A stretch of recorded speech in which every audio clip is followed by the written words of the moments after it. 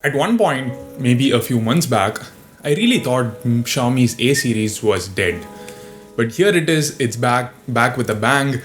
I mean, yeah, it's got a 720p display, but on the bright side, it's also the cheapest phone with the Sony IMX586 sensor. So the fact that the A series is known for its cameras, Xiaomi has taken it very seriously by also adding an ultra-wide camera. This is Xiaomi's first phone under 20,000 rupees to come with an ultra-wide camera. So in this video, we'll see what those cameras are capable of, both on stock camera app as well as Google camera app. Let me quickly introduce myself before that. My name is Ashwin Sundar, this is Technology Jock, and let's get started.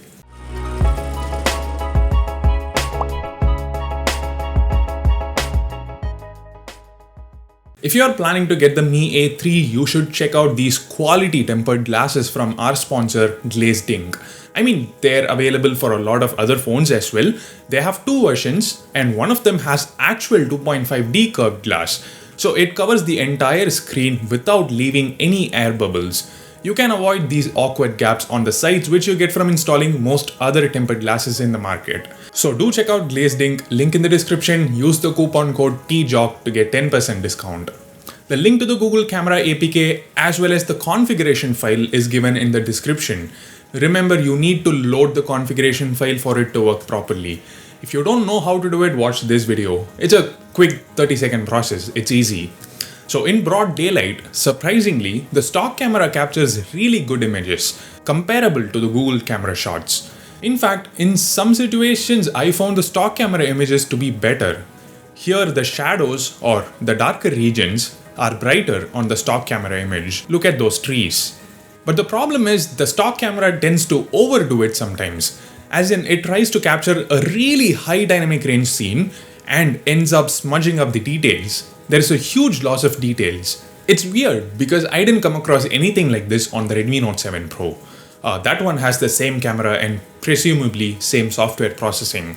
And of course, Google camera is king when it comes to capturing the texture perfectly.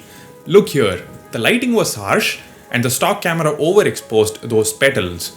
So these are some areas where Gcam comes out on top. But let's not forget the ultra wide angle camera, which Gcam doesn't have access to. As of now at least. There is a good chance a future version of Gcam supports the ultra wide camera, maybe in a month. Make sure you follow me on Twitter, I'll keep you posted regarding this. When the new Gcam is out, I'll post the new link and update the link in the description as well. But right now, stock camera has the advantage. The images turned out decent.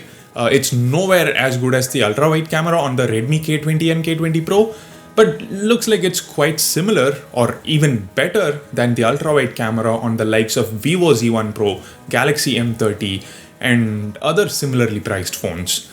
And then the stock camera also has a dedicated 48 megapixel mode. Xiaomi's 48 megapixel image processing is the best right now. The images are noticeably sharper than those from the competition.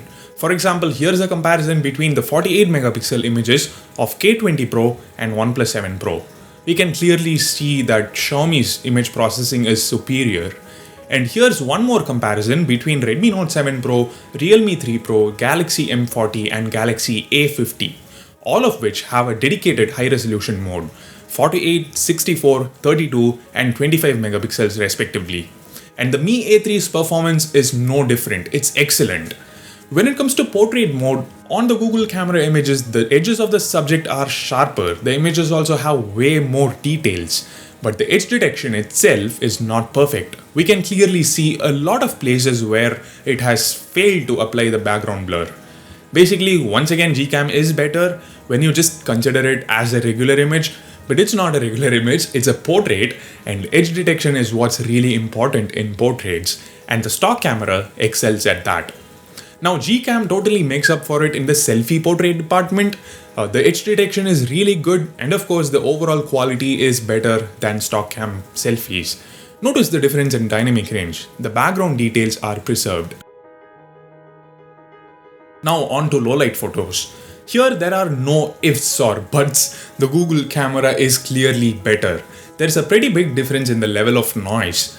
And when you compare the night sight and night mode images, Gcam just kills it. Gcam photos have way less noise levels, they are sharper and brighter, and more than the quality, it must be noted that in extremely dark conditions, the stock camera finds it really difficult to get the focus right. This was the result despite trying to focus on it multiple times. By the way, Gcam has night sight for the front camera as well. My face definitely looks terrible, but it's also visible, so not much to complain there. When it comes to video recording, both apps support 4K and 1080p as well. At 4K they are not very stable, but in terms of quality they are both good. I really can't find any difference. So overall, Gcam does provide slightly better shooting experience. You should definitely install it, at least to use it in low light situations. Now, the presence of the ultra-wide camera is not a big deal, given how a lot of other brands have it in the same price segment.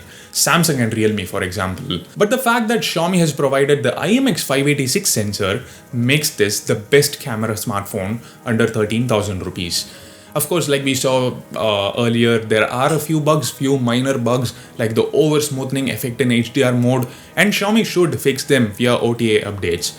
But even if you take all that into account, I think it is still the best option. So thanks for watching. For the moment, this is Ashwin Sundar from Technology Jock saying goodbye.